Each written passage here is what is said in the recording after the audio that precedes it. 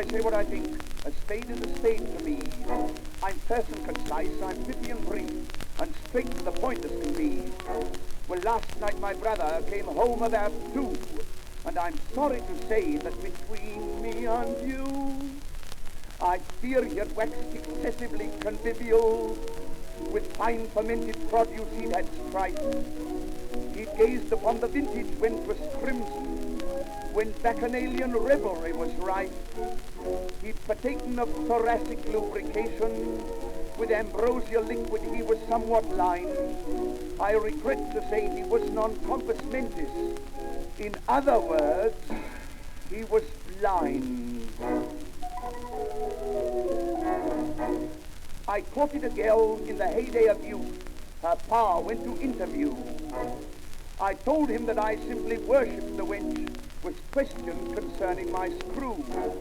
When I told him the figure, £1 1 per week, his face all went mottled, and when he did speak, he informed me my society was superfluous, that my presence I might well eradicate.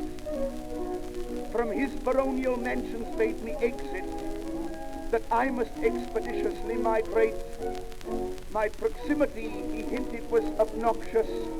I might seek some distant oceanic trough, and vacate his domiciliary apartment. In other words, buzz off. Now, I'm not a quarrelsome sort of a chap, but the man next door's absurd. We had a slight argument last Friday week, and I never said a word. I called him a pig-faced baboon and a thief. When he suddenly struck me, it passes belief. Yes. He struck me with antagonistic violence. My injury was obviously seen. An abrasion of the oral epidermis. A contusion of the cranium, I mean. I sustained a laceration of the cuticle, a derangement of the ligaments, I fear, a much enlarged auricular appendage. In other words, a thickier. As a student of nature, I strolled up the west, and a maiden I chanced to see. It seems that she knew me or some of my folk, for she said, "How's your father?" to me. Our acquaintance soon ripened, what need for delay?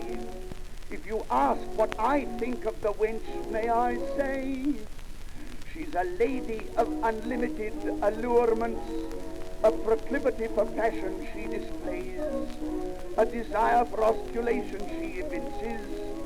She's amorous and yielding in her ways. She's partial to promiscuous caresses.